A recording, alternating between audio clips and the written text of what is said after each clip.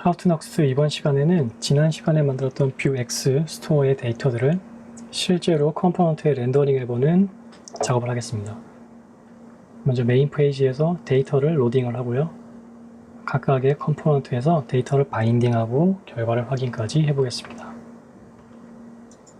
네, 지난 시간에 뷰X 스토어를 생성을 했었죠. 이 데이터를 이제 불러올 겁니다. 인덱스 페이지로 가서요.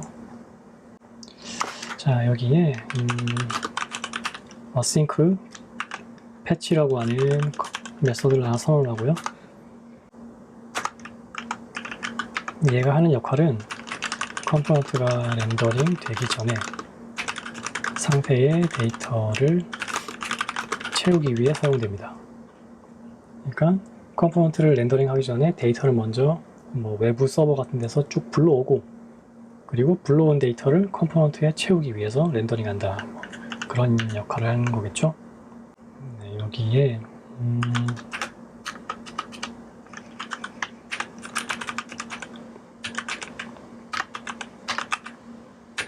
네, 뷰 스토어의 상태, 포스트 상태에 포스트 리스트가 비어 있으면, 데이터가 안에 하나도 없으면, 그러면 액션을 통해서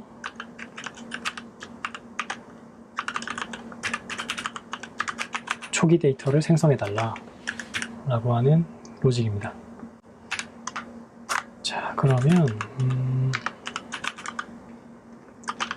뷰X에서 로드된 초기 데이터를 컴포넌트에 주기 위해서는 각각의 데이터를 접근할 수 있어야 되겠죠. 그래서 computed 속성을 만들어줍니다. 먼저 글 목록 데이터,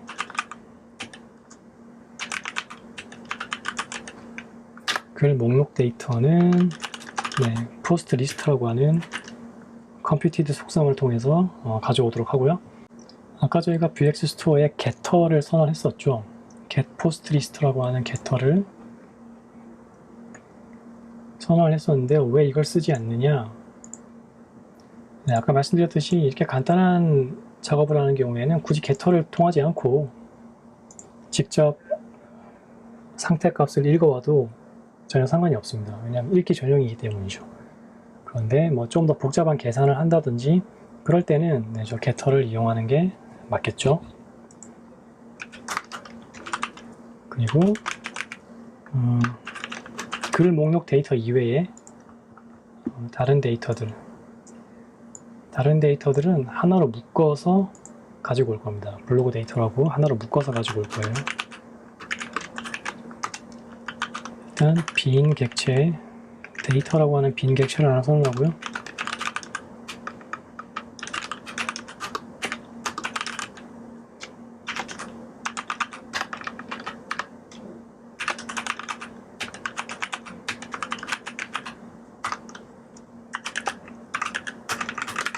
스토어에 있는 것들을 하나씩 가지고 올 겁니다.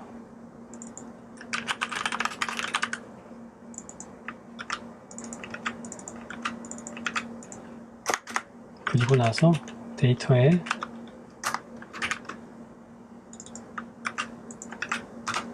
데이터 객체에 하나씩 복사할까요? 데이터 객체에 하나씩 넣어주는 거죠. 3개의 데이터를 하나의 객체로 뭉쳐서 리턴하도록 하겠습니다.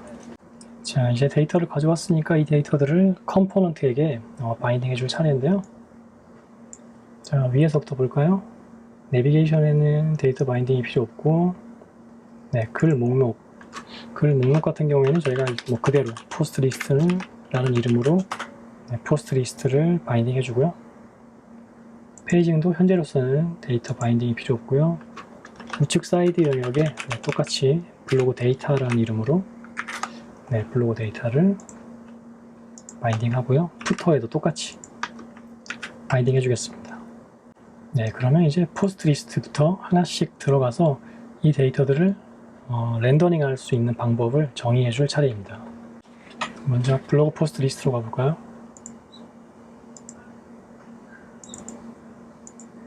부모 컴포넌트에서 바인딩 해준 값을 받아오기 위해서는 이 props라는 걸 써야 됩니다. 포스트 리스트라는 이름으로 넘겨줬기 때문에 포스트 리스트라는 이름을 정의하고요. 이 데이터의 타입은 array이고, 만약에 값이 없는 경우에 기본 값은 빈 array로 하겠다라는 얘기입니다. 자, 저희 이제 글이 두 개가 있었는데 하나 삭제하고요. 이거를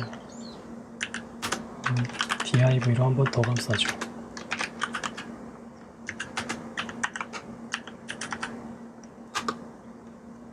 네, 글 목록 데이터가 여러 개 있을 때 그걸 반복을 하기 위해서 v4를 이용할게요. 포스트 리스트에 있는 데이터를 한 번에 하나씩 포스트라는 이름으로 가져오는 거죠. 키 같은 경우에는 포스트 데이터에 무엇을 식별자로 할 거냐, 이건 이제 렌더링 속도와 관련된 부분이라고 합니다. 그리고 블로그 포스트 카드에 이 포스트 데이터를 바인딩 해주는 거죠. 그러면은 포스트 데이터에 각각의 요 필드들이 포스트 블로그 포스트 카드 컴포넌트에 바인딩 되게 됩니다. 자, 그러면 블로그 포스트 카드로 가볼까요?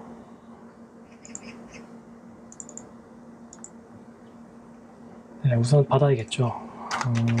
부모 컴포넌트에서 보내준 값을 일단 먼저 받아야 됩니다. 그래서 props id가 있고요. 얘는 숫자,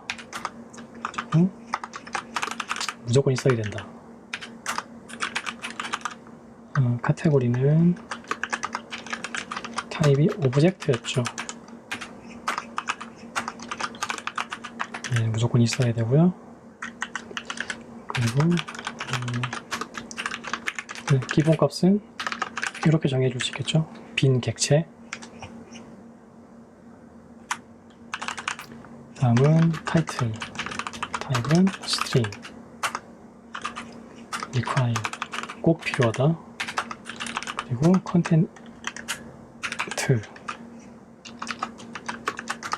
타입 역시 string이죠.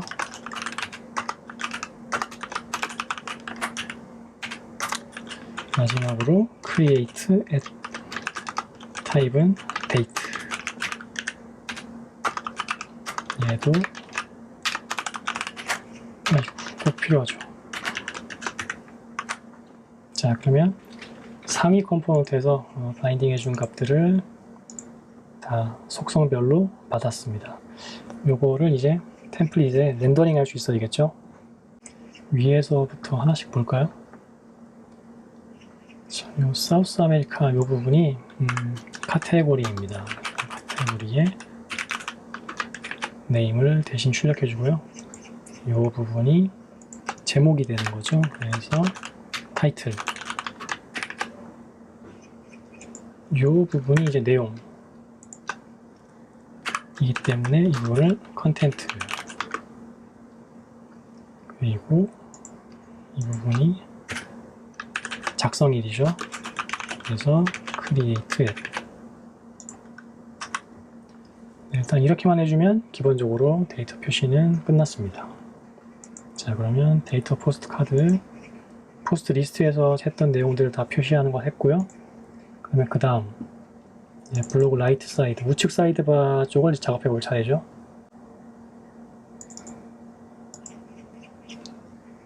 네, 우측 사이드바에서도 먼저 상위 컴포넌트에서 넘겨준 데이터를 받아야겠죠.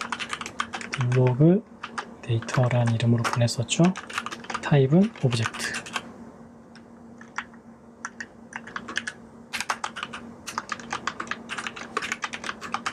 디폴트 값은 이렇게 하면 되고요.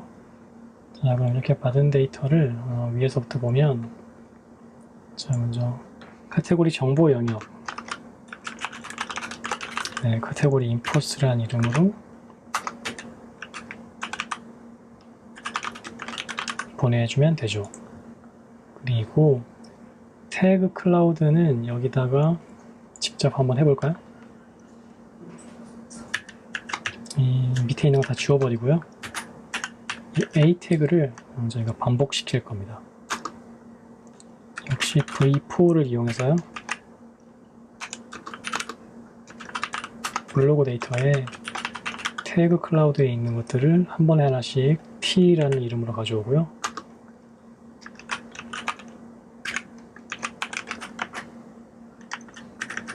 키는 태그 자체가 됩니다. 그리고 데이터는 태그. 이런 식으로 출력해주면 태그 클라우드 데이터는 출력이 되고요. 마지막으로 아카이브스 데이터를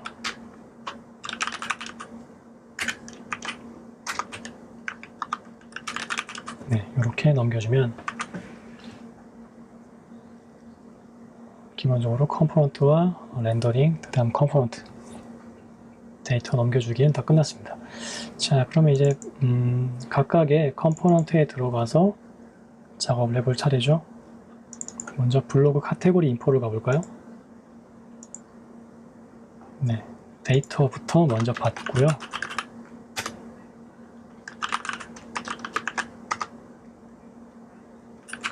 카테고리 인포스라는 이름으로 줬었죠. 타입은 array. 기본값은 array고요. 자, 여기 반복되는 게 li가 반복이 되죠. 자, 이 반복되는 li들 다 지워버리고요. 한 개만 남겨놓고, 자, li에다가 다시 v4 한 번에 하나씩 C라는 이름으로 가지고 와서 키는 CID, 요거는 C의 name, 요거는 C의 count. 됐습니다. 그럼 다음은 블로그 아카이브스죠. 비슷한 형태죠. 일단 데이터부터 받을까요?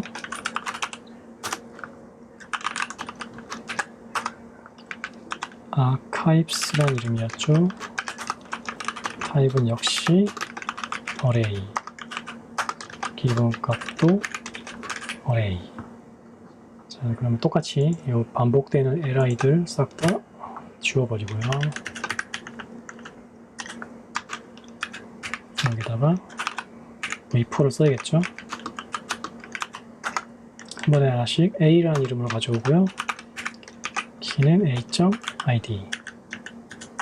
자, 여기가 이렇게 두 개로 나뉘어져 있죠. 먼저 아카이브 데이트의 year, 그리고 months. 얘는 count, a.count. 이렇게 하면 다 끝났습니다. 자, 그러면 블로그 라이트 사이드도 다 끝났죠? 여기도 끝났고 여기도. 자, 마지막으로 푸터를 갈 차례죠. 푸터에도 먼저 props,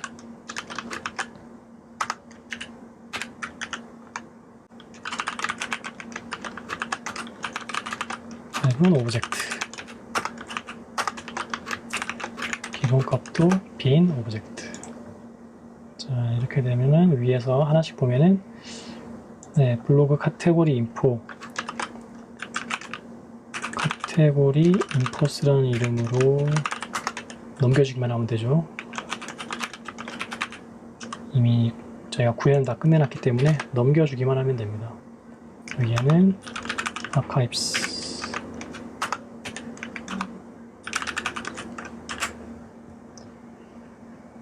그러면 이제 준비는 다 끝났는데요. 에러가 없습니다. 한번 확인해 볼까요?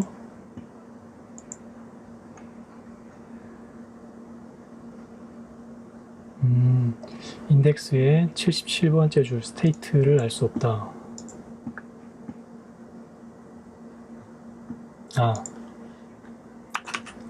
서버를 재시작 한번 해볼게요.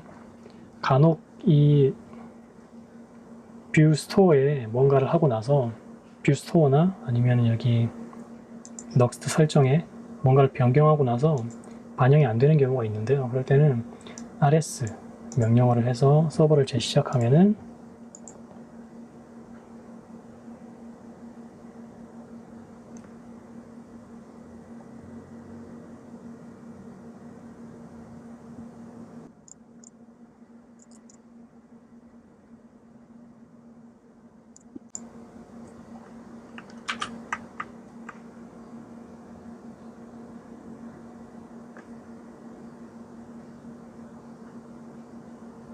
네. 다른 에러가 나오네요. 이어를 찾을 수 없다. 이걸 찾을 수 없다는 거죠? 아카이브 데이트로 가야 되는데. 네, 됐네요. 다시 한번 볼까요? 네, 저희가 작업했던 첫 번째 글, 두 번째 글, 다섯 번째 글까지 잘 나오고요. 카테고리 아카이브 그리고 태그까지 잘 출력되는 걸 볼 수 있습니다. 이번 시간에 저희가 하고자 했던 내용들 결과 확인까지 다 잘 끝났죠? 자, 그러면 다음 시간에 뵙겠습니다.